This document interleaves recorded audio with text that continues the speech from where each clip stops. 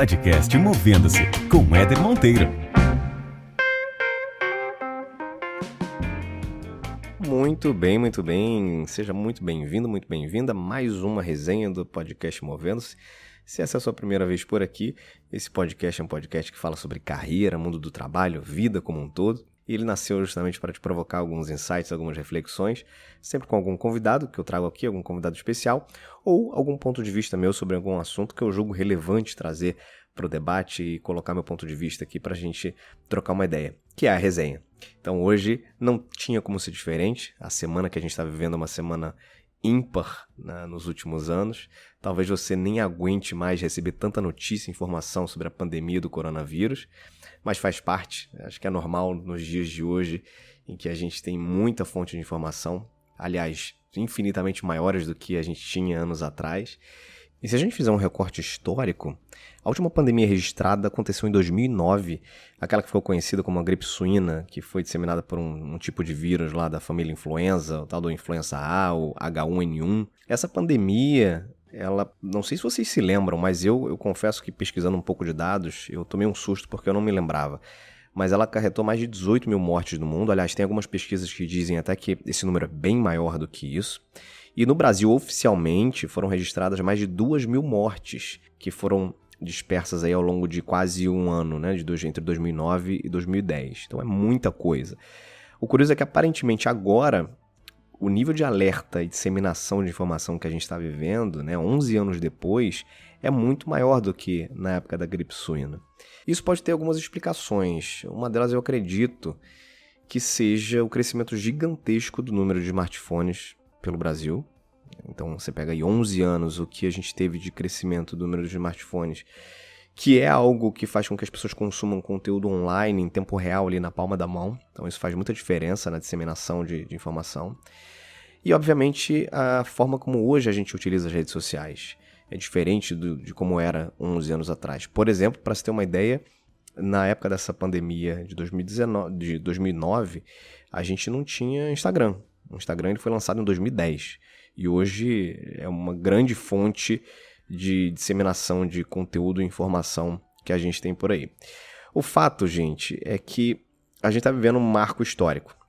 Nunca se viu tamanha mobilização no mundo todo e nessas horas a gente vê na prática o que significa a tal da globalização, né?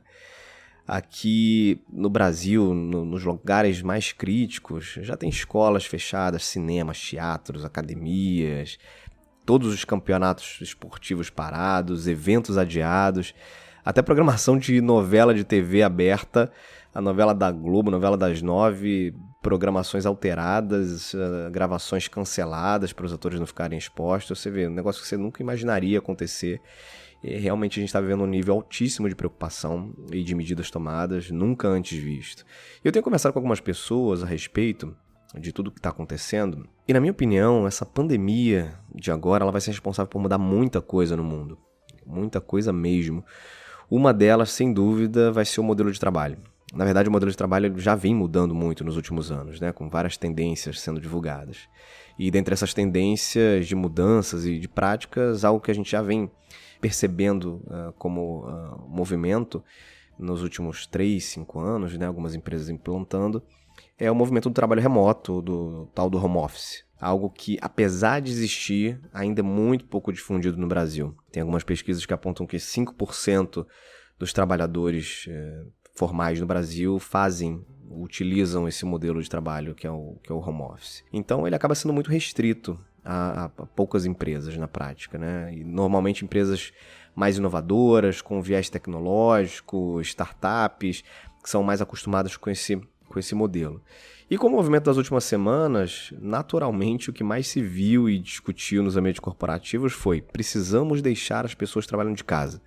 E nessa hora, meus amigos, muita gente, tem muitos profissionais, muitos gestores se depararam com uma situação inusitada, naturalmente, e relativamente nova, né? Porque embora seja uma tendência, de fato, a gente ainda está muito distante de considerar esse modelo de trabalho como algo corriqueiro, um padrão, uma norma já.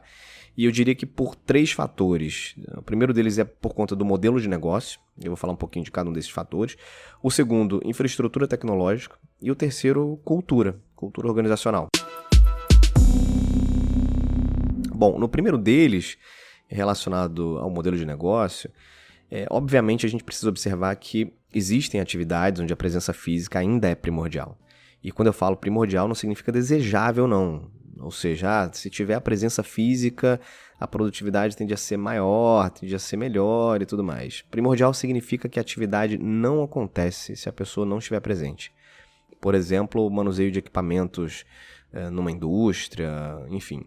Agora, a tendência é que com o crescimento de toda a base de inteligência artificial, as aplicações, com o modelo de indústria 4.0, cada vez mais algumas atividades que exigem a presença física devem ser automatizadas e, inclusive, operadas à distância.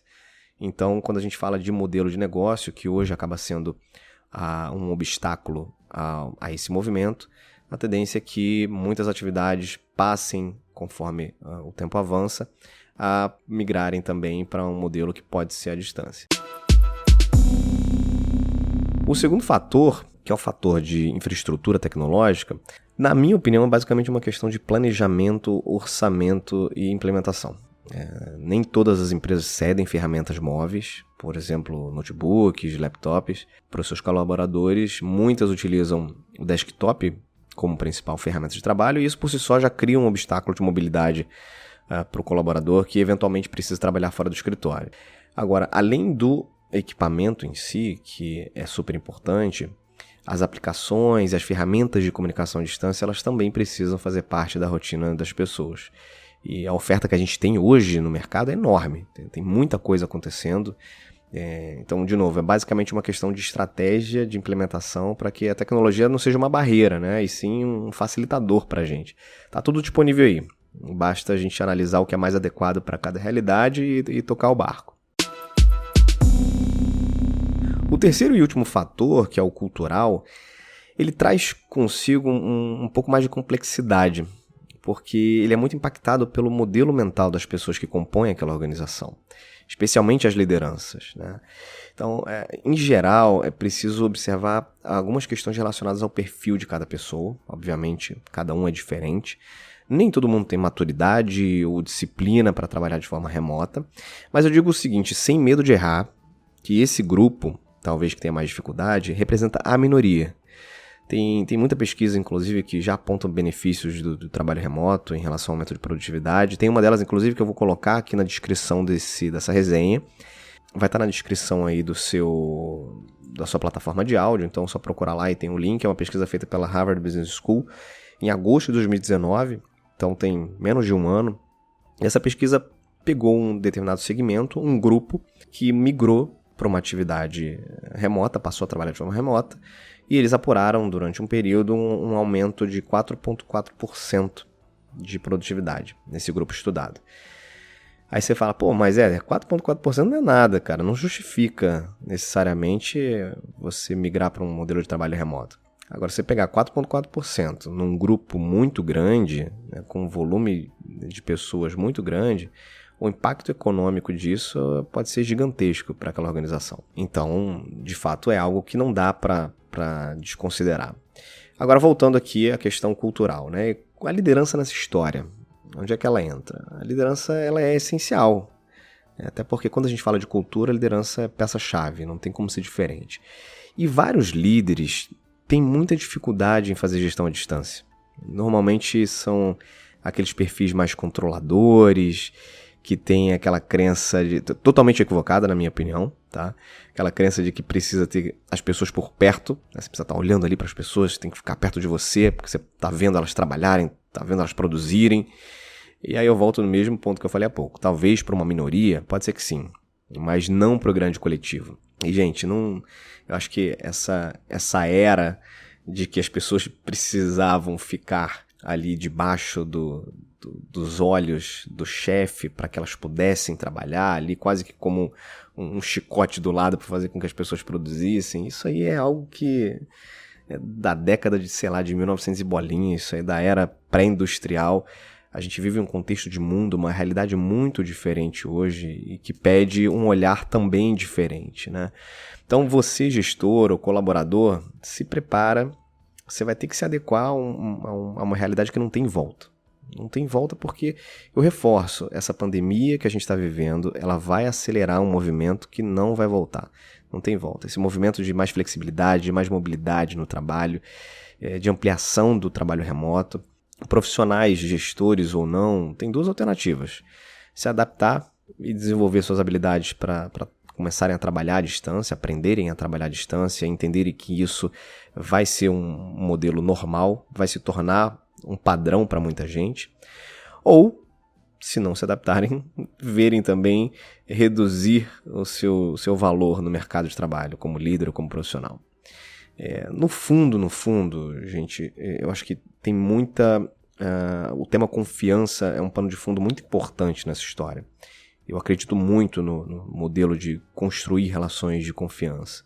E no caso da liderança, se você, líder, não confia nas pessoas do seu time, a ponto de acreditar que eles vão produzir fora do escritório, ainda que não estejam sob o seu olhar, se você não acredita que isso é possível, então você tem dois problemas muito sérios. Ou você está com as pessoas erradas no seu time, ou você vai precisar rever seus conceitos e ressignificar essa crença aí. Tá certo? Bem, pessoal, vou ficando por aqui com mais essa resenha. Cuidem-se mesmo, fiquem em casa o máximo possível para que a gente segure essa onda de contaminação. Respeitem todas as recomendações das autoridades locais, não subestimem isso que está acontecendo. A gente tem uma responsabilidade social muito importante hoje e sempre, então cuidem de vocês e cuidem de todo mundo que está à sua volta. Tenho certeza que daqui a pouco a gente sai dessa e mais forte, certo? Beijos e abraços, até mais!